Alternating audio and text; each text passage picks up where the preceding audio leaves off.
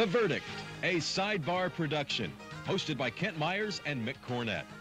As a part of its traditional and continuing commitment to public and community service, Crow & Dunlevy sponsors The Verdict. Also sponsored by Delta Dental, Oklahoma Lawyers for Children, and C.H. Guernsey & Company. Each week on The Verdict, we present an objective discussion of contemporary and legal issues, topical issues that will affect Oklahomans in their daily lives. The Verdict, a Sidebar production.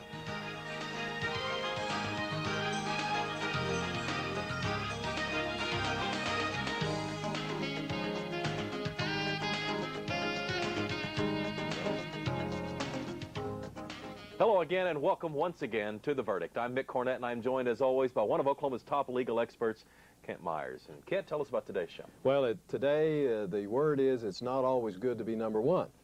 We see cheerleaders and players in athletic contests holding up one finger saying we're number one. Well, Oklahoma, we have another dubious number one status, and that is Tar Creek.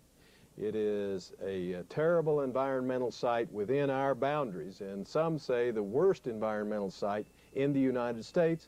And we're going to have Governor Henry's Secretary of the Environment, Miles Tolbert, come and talk to us today, not only about what he does, but about a terrible problem within Oklahoma that needs to be solved. You know, for so many of us, Tar Creek is something we read about in the newspaper, but today we're going to show some pictures that I think that our viewers will find interesting. Well, it is a very serious matter affecting a lot of fellow Oklahomans in ways that we may not be able to predict at this point, but won't surface for a number of years to come, but it's serious. Well, let's take a break and then get started. This morning, the State Secretary of the Environment, Miles Tolbert, will join us here on The Verdict. We'll be right back.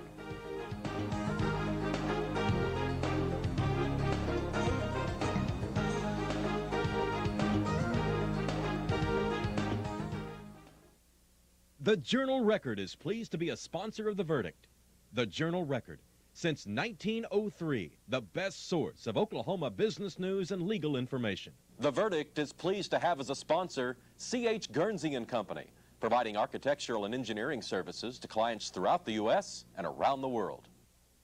All children deserve a life of hope and love, but sometimes they experience a life of pain, neglect, and abuse. When that happens, each child deserves all of the quality assistance and representation that can be offered in our legal system. Oklahoma Lawyers for Children has over 350 of the best attorneys and volunteers in Oklahoma County who donate their time and services to represent children.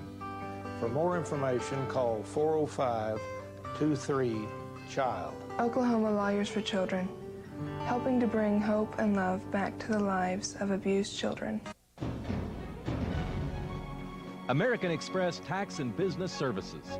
We're accountants. We do taxes, business valuations, estate planning, and consulting. And we're right here in Oklahoma, working with the owners of small and medium-sized businesses.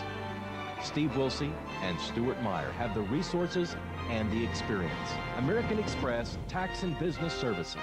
In Oklahoma City, the phone number is 405-843-5311.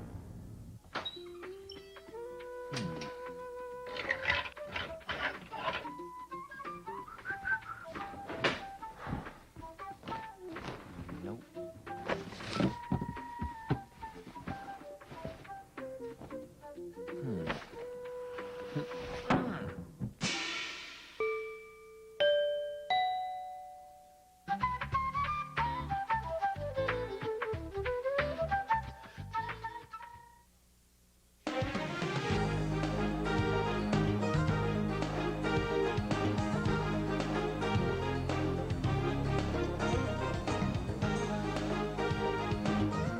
And welcome back to The Verdict. Mick Cornett with Kent Myers, who's going to introduce our guest. We are really pleased today to have Governor Henry's Secretary of the Environment, Miles Tolbert, with us. Miles is an Oklahoma City native, a Stanford University graduate for his undergraduate degree, where he was elected to membership in Phi Beta Kappa.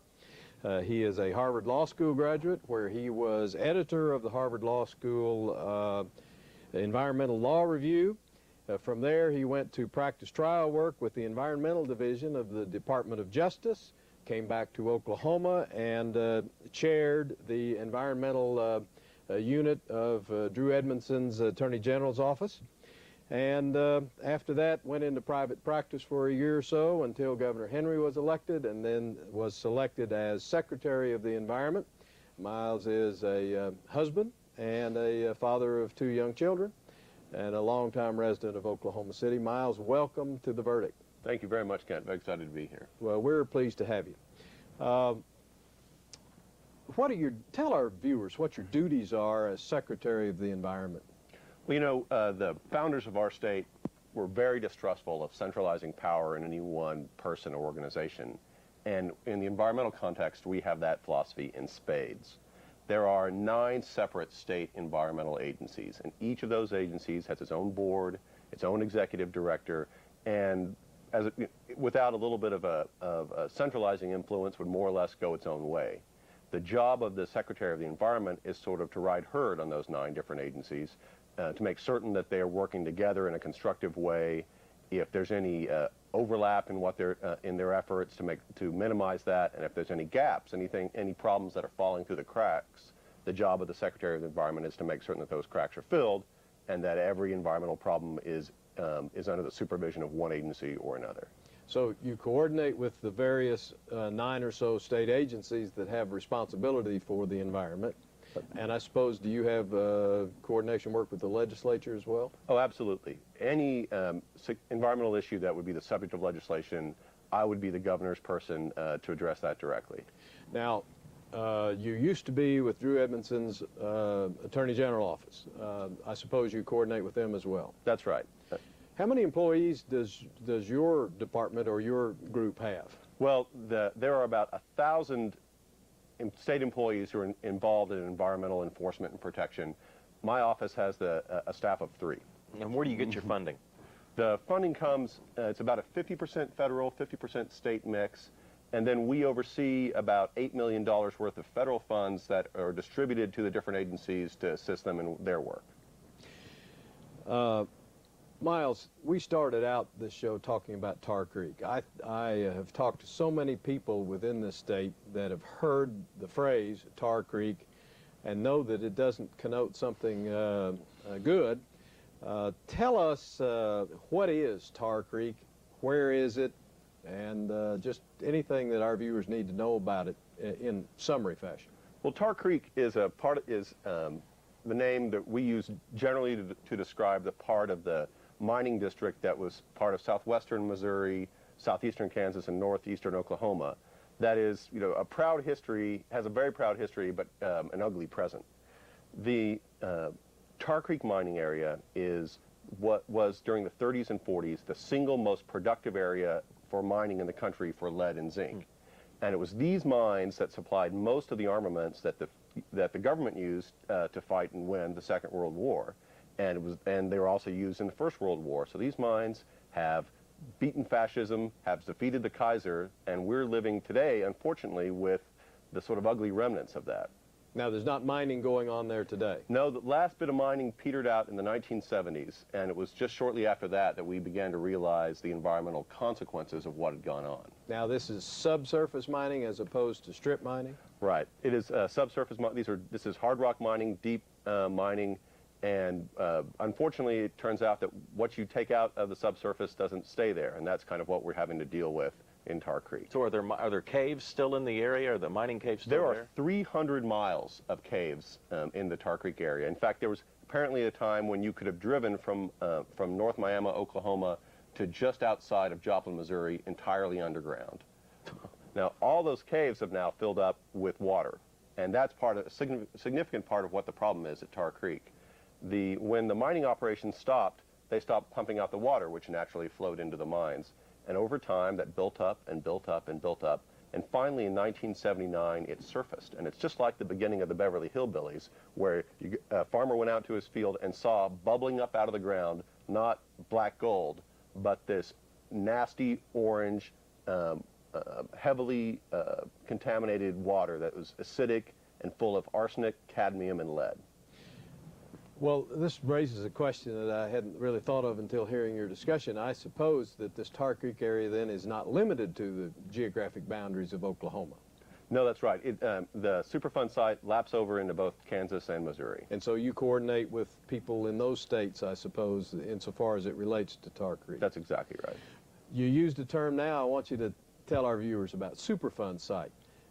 Tell us what that means and what kind of, that sounds like a Super Bowl. It sounds like something really good. What is a Superfund Site? Well, would that it were something like the Super Bowl. The Superfund law is a law that Congress passed in 1980, arising out of concerns with places like Love Canal and Times Beach, Missouri, to address hazardous waste in the environment.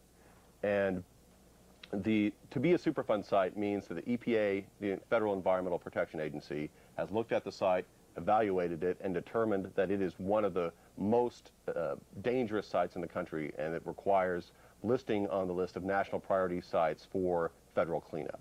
The residents of these towns, you were telling me before the show that really they were mining camps that just kind of turned into towns. What's their economic base? Where do these people work? Why do they stay there with the dangers that are so apparent? Well, that's a pretty good question. It's a tough area. I mean, the mines really were the economic lifeblood there, and they have not been replaced by anything significant. The people stay there for a couple of reasons. One is the reasons why people stay anywhere. It's their home. Mm-hmm. A number of the residents there, many of the residents there, are Native American, and the federal government has taken them from elsewhere in the country and put them into this little corner of northeastern Oklahoma, and they've made it their home. The people also stay there for economic reasons. It's a very poor part of the state. It's hard for the people there to move. Many of the people there may own their homes, but they don't own the land underneath their homes, and as we'll talk about a little later, the environmental situation there is such that it would be very difficult for those people to sell their houses and move someplace else. Who would buy it? Exactly. We have some pictures. Let's go to a break and come back, and we'll show these pictures of Tar Creek, and you'll see exactly what we're talking about. We're visiting with Miles Tolbert. He's the Secretary of the Environment for the state of Oklahoma, and you're watching The Verdict.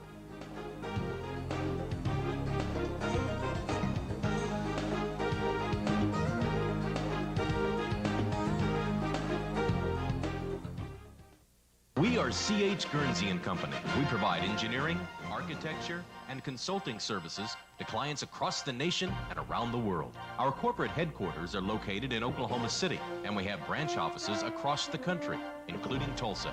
We have provided quality service to clients for nearly 75 years. At Guernsey, we believe in quality work and unconditional client satisfaction. To learn more about C.H. Guernsey and Company, log on to our website at chguernsey.com.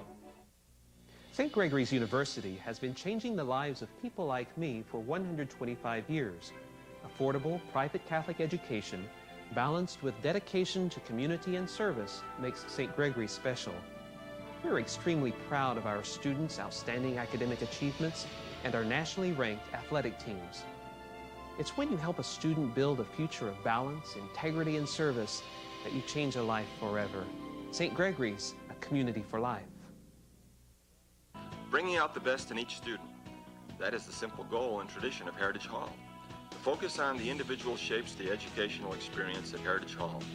Each student benefits from small classes, able, dedicated teachers, a solid academic curriculum, and exceptional co-curricular programs of athletics, arts, community service, and other activities, parental involvement, personalized counseling, and the development of responsibility, integrity, and love of learning. If you want education taught with pride, then you want Heritage Hall. I enrich our cultural landscape. I help define our quality of life. I am one of 4,000 artists in central Oklahoma who receive support from Allied Arts, this community's united arts organization. I am an Allied artist.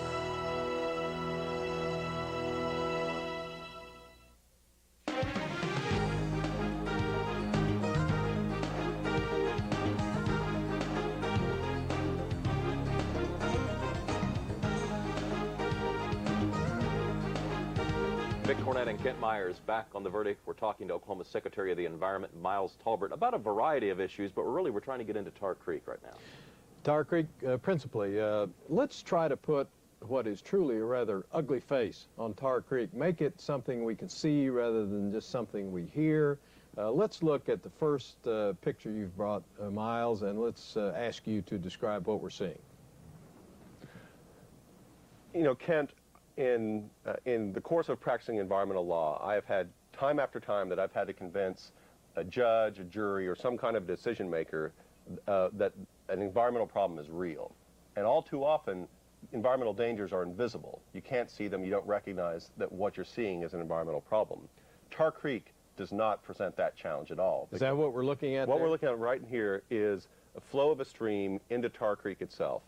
And what you see on the left there, that orange tang-like substance, is in fact drainage from the old mines into a stream that will ultimately join the Neosho River, which will then flow into Grand Lake. And what's in that tang?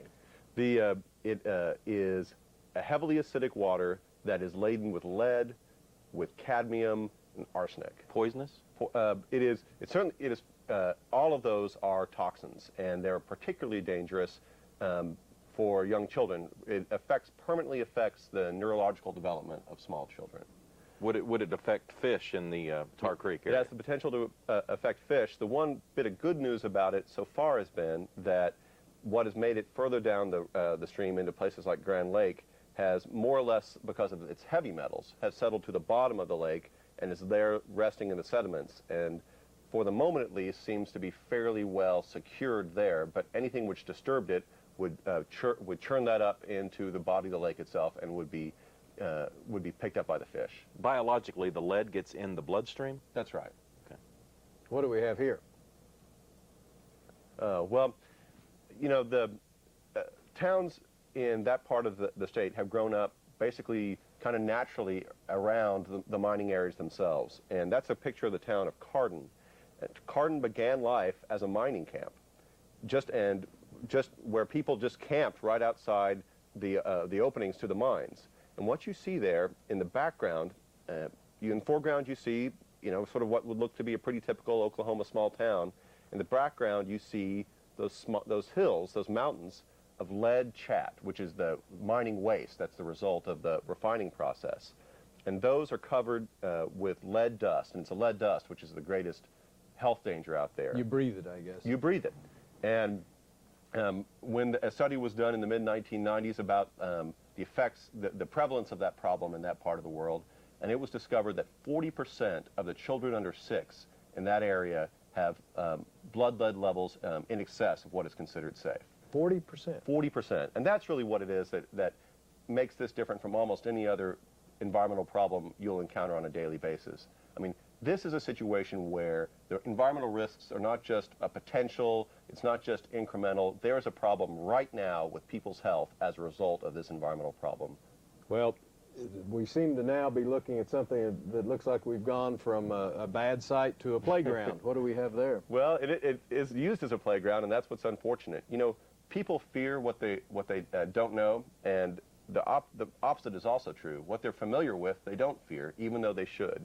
The people who grow up around these piles of chat, and that's what they're playing on, is piles of lead dust contaminated chat. And it is a common thing for people in that area to go to ride motorbikes on those chat piles, to use them to provide gravel for their driveways. It's just an ordinary material that surrounds them, and that they feel pretty comfortable in letting their kids play on. Well, why doesn't some governmental agency just make that off limits and say you can't go on there, we'll put a fence around it, we'll try to protect you from what's there? That access appears to be readily simple. Well, you have to understand the extent of the problem. That those couple of mountains that we saw around Pitcher are only the tip of the iceberg, and that whole portion of the county is pockmarked with those. And the locals see it not just as a place to play, but almost as an economic resource. They see the gravel there as an important economic resource because it is useful. It can be used to build roads. You can use it, unfortunately, as the foundations for people's houses. And so they would really resent any efforts to fence it off. Typically, when we have a problem with the environment, we look to the federal government for most of the funding. Why isn't the federal government coming in and saying, here's what you need to fix it, go fix it? Well, the federal government has spent some money out there. I don't want to say that they haven't. And state government has spent about $10 million, and the federal government has over time spent about $70 million. But my predecessor, Brian Griffin, had a task force that he organized that tried to identify what the problems were out there and what the solutions were. And the price tag for solving the problems at Tar Creek is probably $300 million at a minimum. Well, is the government potentially liable for health damages? Federal government. Is there any sort of conflict of interest here involving the federal government? Well, there's no question that the federal government is liable. Under the Superfund law that we were talking about earlier, the owner of a piece of property that is contaminated is liable for the cost of that contamination. And the federal government owns the vast majority of land in that area. And if you under the Superfund law, if you decide where waste goes, you are liable. And the federal government directed where it was that this lead chat was to be placed because it oversaw the mining. Less than a minute to go, Ken. Talk about our congressional, particularly in the Senate, influence now, and are the stars lined up right to get the problem solved? Yeah, this is a fantastic opportunity we have. In fact, this may be the only window of opportunity we have to solve this problem. We have Senator Inhofe as the chair of the Environment and Public Works Committee in the Senate. He's the one who can really make something happen there. But as I mentioned, it's going to take an amount of money like $300 million to solve the problem. And fortunately, we have Don Nichols as chair of the Senate Budget Committee who can shepherd that kind of money through the appropriations process. Well, what's their take? Well, Inhofe has made it clear that he wants there to be a solution to this problem. Exactly what that solution is, he is not identified. What's your prediction? I'm an optimistic person, and I think that we have a real opportunity this session of Congress to see a funded solution to this problem. Well, Miles Tolbert, thanks for coming on The Verdict. An enlightening show, not necessarily good news, but I think it's something that our viewers will appreciate understanding. And when they hear the term Tar Creek now, I think they'll have a little bit more of understanding of what we're talking about. Thanks for coming on The Verdict. Thanks for having me, man. Yeah, come back and see us. I'll do it. We're going to wrap it up there. Kent and I'll be back with a few final thoughts when we return.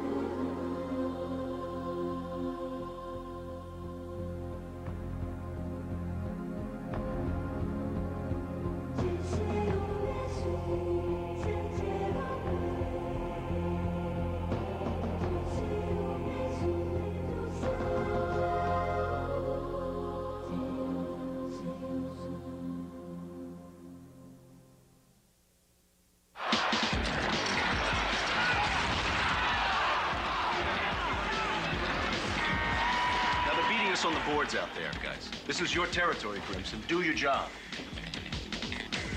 Grimson. Hello? Hi, honey. What? Now? All right.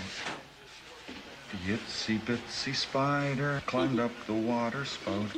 Down came the rain and washed the spider out. Out came the sun and dried up all the rain, and the itsy bitsy spider climbed up the spout again. I love you, Daddy.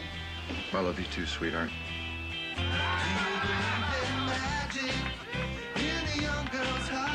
Hey, it's my girl. You know, my daughter. Love. Pass it on. A message from the Foundation for a Better Life. Think being a big sister means you have to spend all day stuck in a library? Think again. To learn more about becoming a big brother or big sister, call 1-888-412-BIGS. If you believe in me, I will believe in what will be. Even the first day I met Coach, He made me feel like I could do better. You can do better. If you believe in me. I hated that. Feeling like the best I could do would only last one day.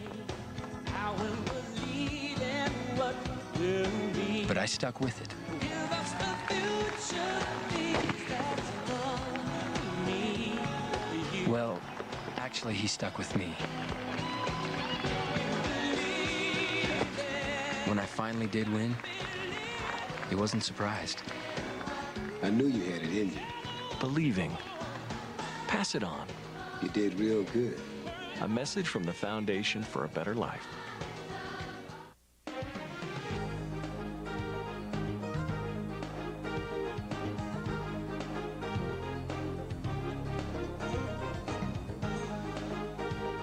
We're back to wrap up another edition of The Verdict. Ken, I couldn't help but think when we were doing this show that from reading the biographies of Mickey Mantle, one of Oklahoma's most favorite sons, or most popular sons, came from this very area. His father and grandfather worked in these very mines. Yeah, Commerce, Oklahoma.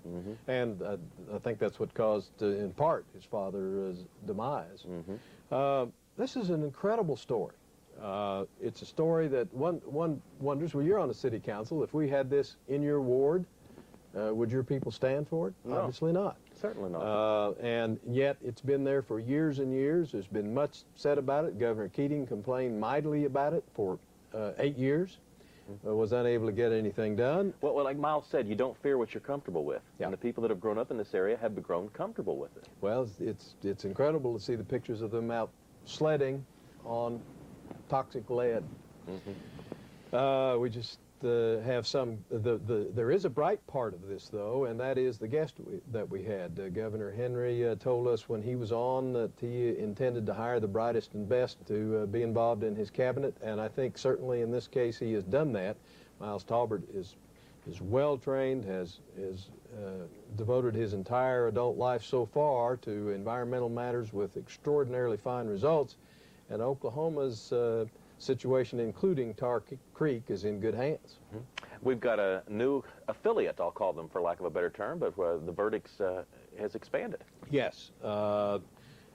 Ardmore and the environs of Ardmore are now can now watch The Verdict on Channel 17, and if you are watching, welcome. We're really glad you're here. And if you know about our show, but your cable operator has not picked up The Verdict, please give him a call, and him or her a call, and tell them that you'd like to have The Verdict. But we're welcome Ardmore residents. That's right. And you can always join us on the web at theverdict.tv. Thanks again to our guest, Oklahoma's Secretary of the Environment, Miles Tolbert.